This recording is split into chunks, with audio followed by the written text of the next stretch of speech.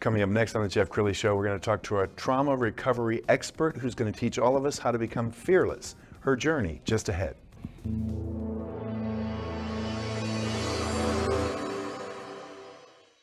Many are predicting that the worst is yet to come, which is unfortunate, said one person here. Until now, they've enjoyed the reputation of being the nation's icebox. Watched a burglar in his home this morning by webcam. As a journalist of over 25 years, stories are what make my world turn. Reporting live from the Dallas newsroom tonight, Jeff Crilley, Fox 4 News. But in 2008, I took the jump from my familiar life and started a PR firm from my home. We're talking about anyone with a camcorder like the one I'm using becomes a television network. We started slowly growing the company, and we now have over 100 clients, and we've branched into the world of live digital broadcasting. I now own 8 different TV studios and have a huge team, and the stories that I now get to share are sometimes the most important of my life. Life has a funny way of coming around full circle. This is the Jeff Crilley Show. Well, I think we're all guilty of this. We make snap judgments. You know, you've heard the old expression, you can judge a book by its cover. Well, that's not exactly true, because my next guest has lived an incredible journey, and she's going to share that with us. Kimberly Elliott is in the house. She's the founder and CEO of Fearless She. Thanks for coming on the show. Thank you for having me. So when people see you for the first time, obviously you're gorgeous, and they don't know the road that you've walked. They don't know that you're a neuroscientist. They don't know all of the accolades you've had, but also the pain. So share with us a little bit about your journey. And I would say my journey is shared by a lot of women who are strong, independent, married or single, who go down a path that there's a lot of trauma that happens in their life. And I don't define trauma just by physical. Trauma can be mental, it can be psychological, it can be physical. And what is a trauma for me may not be a trauma for someone else. So I always like to kind of put that out there. But once we go through those traumas, for me, it was an abusive marriage. It was some, I would say, harassment and issues in the workforce. Those different traumas put me on a path where I just couldn't find my way. I almost couldn't get out of my own way to achieve success. Yes. And so when I found how to do that, I was awakened. And I wanted to share that with every woman out there, that the prison that we put our own selves in through trauma is a prison that helps us from walking in freedom and being our best self. Well, help people understand, because you look like such a strong, independent woman, how somebody as strong as you are found yourself in an abusive relationship. So, I went to Baylor University on a full ride, had all the accolades, thought I was just going to go off to medical school and pursue life. I met a guy in the military, fell completely in love. He got orders to Georgia. I thought, well, I can put off med school and I can just go to Georgia. Moved to Georgia and lived in Atlanta while he was down at Fort Benning. While there, it just became really hard to focus on work and school and a relationship. Ended that relationship, but didn't end my love of ready to be married, settled, and accomplished, because I saw that America says married with kids means you've succeeded.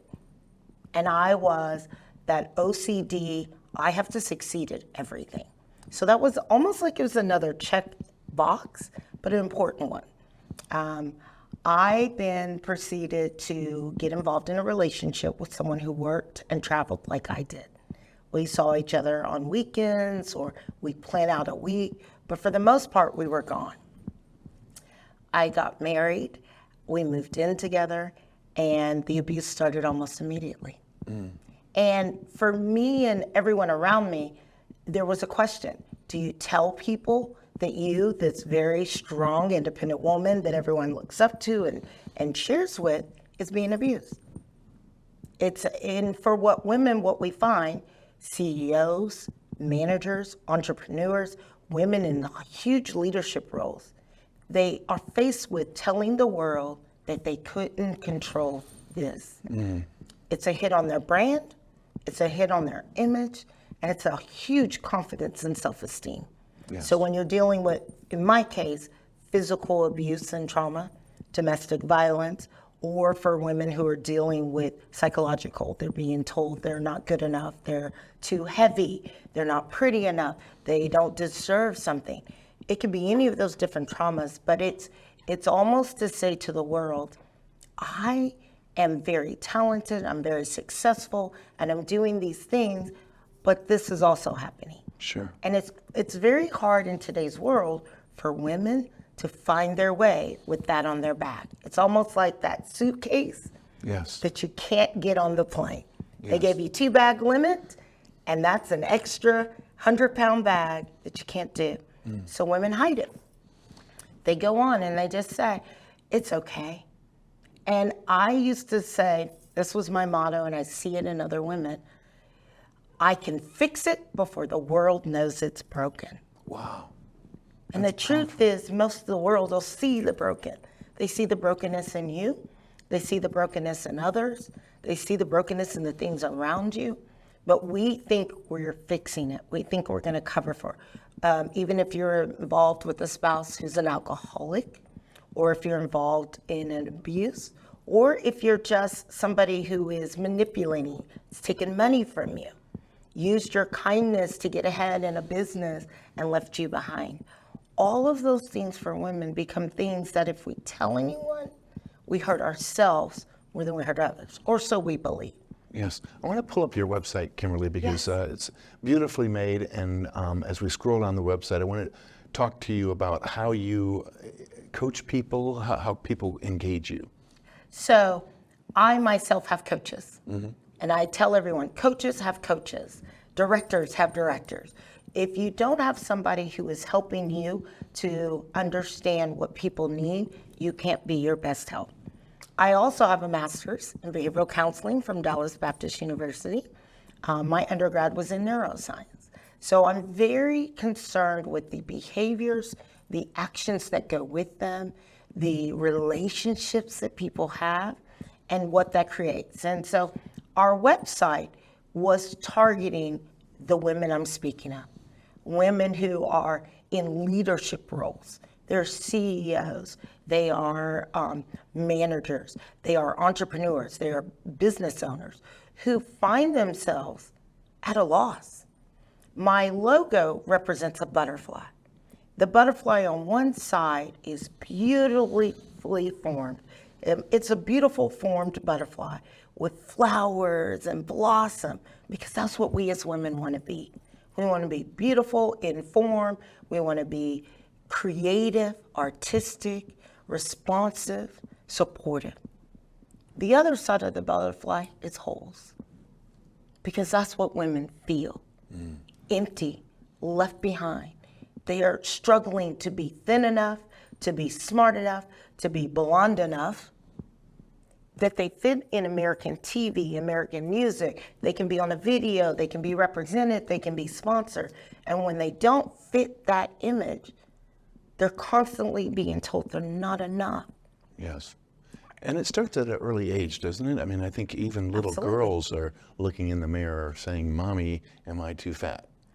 Actually, I have a really funny story about that. When I was 12, I was a cheerleader at my junior high, and cutest boy. I had no interest in boys. I was all about sports, dance, and everything else. And the cutest little boy, I guess, mentioned in class he was interested. And one of the little girls said, you don't want her. Her nose is too big. It's flat and it's big and it's ugly. Wow. And I was so hurt, and I went home and I just cried my eyes out. And this was a girl that maybe was supposed to be a friend. And my father said something to me I will never forget. He said, you go back to school tomorrow and they tell me your nose is flat and it is big. And it's because all your brains wouldn't fit in your head. So God put the extra there. And they couldn't dispute it. I was the smartest kid in class. Everybody knew it. So when I went back to school and I had that confidence, even though I really knew that wasn't true, I said that, and at 12, nobody could dispute it. Well, let's talk about negative self-talk, because Yeah. sometimes it's not what the person says to us, it's what you say to yourself when you look in the mirror. Absolutely. How do you control negative self-talk? You know, I honestly believe we have to be trained. I tell women, it's usually not something we can stop on our own. I actually had a great coach, Dr. Carla Russo. Many of us know her. She's a prominent figure in this community. She put me in a class, tricked me, I always say. It was a business class, and it was done at one of our local churches in Dallas. And I went to the class, and I started to talk about my relationship with God and how I was punishing myself. I believed, and I was telling myself that if I didn't help every woman, if I didn't do certain things, if I wasn't responsive to this, that I wasn't a good Christian. That was the negative self-talk to myself. And that in order to be a good Christian and to make it to heaven, I pretty much had to be a doormat for everybody. Yes. And that was my negative self-talk. And as Dr. Carla took me through the training, I, over time, over 6 weeks, started to do the work required to understand what image I had put in myself, not only for me as a Christian, of God the Father, but of my own parents and of people around me and the expectation I'd set. And it's funny, I actually called her and was like, I just need you to tell me that me and you are really having a conversation one day. And she said, why? I said, because I'm so free, because I've done the work. I stopped the negative self-talk. I'm so free right now, I don't even believe I'm alive.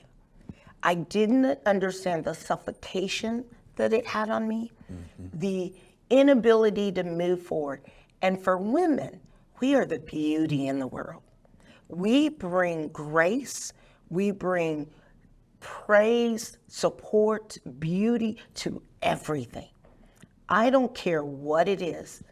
Men may come with a vision, women come with a plan. And that plan is exciting and it's vibrant and it's so explosive.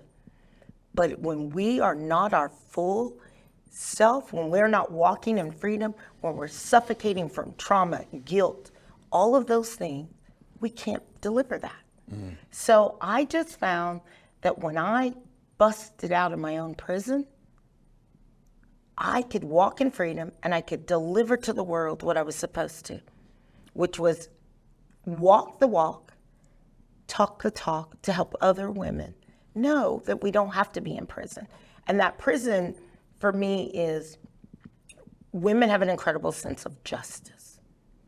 And when they have been wronged, when they've been abused, when they've been traumatized, when they've been a spectator to someone else's trauma close to them and not able to stop it, not able to help or defend themselves, they want that person punished, that person, thing, that entity, corporation punished. And if they don't see that they are punished, they have to have somebody punished to move on. So what do women do? They punish themselves. Because now they can move on. Somebody's paying the price. And we pay the price by promiscuity, by being overly promiscuous, by overeating, by self-shaming, by all these different things that we do to ourselves to say, somebody paid for that. And that's a prison. It's our own prison. When we recognize we have the keys to unlock the door, to walk free. Guilt, useless emotion. Dr. Carla taught me that, and I reteach that. It's useless. There's accountability for things, and sometimes things are not in our control. Wow. But we learn to move past that, So as Fearless She CEO, as the CEO of Fearless She, I teach women that Fearless She is me. It is me being who I was meant to be. I am a fearless she. Wow. And that's something women can say to them all. And it's obvious why you're such a popular podcast guest. We've got some video that we're going to put up. You've done a lot of podcasting. I want to talk about you sharing your story with the world, because that takes a certain amount of courage. You could have kept all of this stuff to yourself, but you're proudly telling women, look, I am Fearless She, and yet I had this episode of my life where I was fearful and not fearless. Absolutely. I would definitely say not only have I gone through an abusive marriage, I've had a fairly public episode with a pro football player where I was abused. And it took a lot for me to really understand. And I even had a friend say to me, how can you be the Fearless She CEO and you're afraid to let people know what's happening to you? So it took me recognizing that sometimes you have to be public about some things, or at least have a group that you can go to. And that's what we've established with the luncheons and the retreats, is a group you can go to and have nobody look at you differently. Nobody's going to say, well, you shouldn't be running your company. And that's happened to women. When they come forth with, this is what's happening in my life, or this is what's happening. I think Oprah even said, when things came out about stuff happening in her life, they were like, well, maybe you should take time off from the show. Nobody says that to a man. Right. Nobody tells men to take time off. They say, focus on work, you'll be just fine. But for women, we have to choose and pick. And so I wanted a safe space that women could not only increase their business knowledge, talk about business things, but also talk about things like what it is to do business with other women, what it is to do business with men. How do we interact? How do we overcome trauma? How do you overcome harassment in the workplace? What's comfortable fraternization and what's not? Yes. You know, and so, you know, even when I got the name Fearless She, I've spoken about that on podcasts. I'd love to share with you how I got that. Please. So on several podcasts, Two Posh podcasts, the experts, the different ones you showed, we talked about that I was having the worst day of my life. I'd actually been betrayed at a business and was devastated, looking for my justice. And I'm sitting in my floor and I'm like, Lord, I've done everything you've asked. I'm here and I don't know what I'm supposed to be doing. I don't know who it is you need me to help, but there's somebody, because you wouldn't have put me through all of these things if it wasn't meant for something. And lo and behold, I got a phone call from a girlfriend who I do have a tracker on because she had suicidal tendencies. And she said, you know, Kim, I just can't do it anymore. I'm done. And I knew for her that meant she had taken pills or done something else. I continued to talk to her on the phone, but I was driving to her location. When I got there, I walked up to her and she was like, what are you doing here? How do you even know where it was? I said, oh, I just remember us coming here. When you're struggling, I remember us coming here. And sure enough, we were out by Lake Dallas. And, you know, we sat there and she's bawling. And she'd already told me she'd taken pills. I'd already called 911. And we're sitting there and we're talking. And the sun was going down and it caught my eyes for the first time. And she realized I'd been crying. My eyes were completely red. And she said, are those tears for me? And I said, a couple of them, but most of them are for me.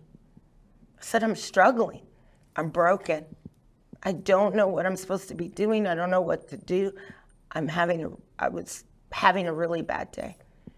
And she said, well, you can't give up because you're the one that helps everyone else. She said, you're the most fearless person I know. And if you stop fighting, who's going to fight for us? And in that moment, I asked her to make me a promise that we didn't have to live for next week.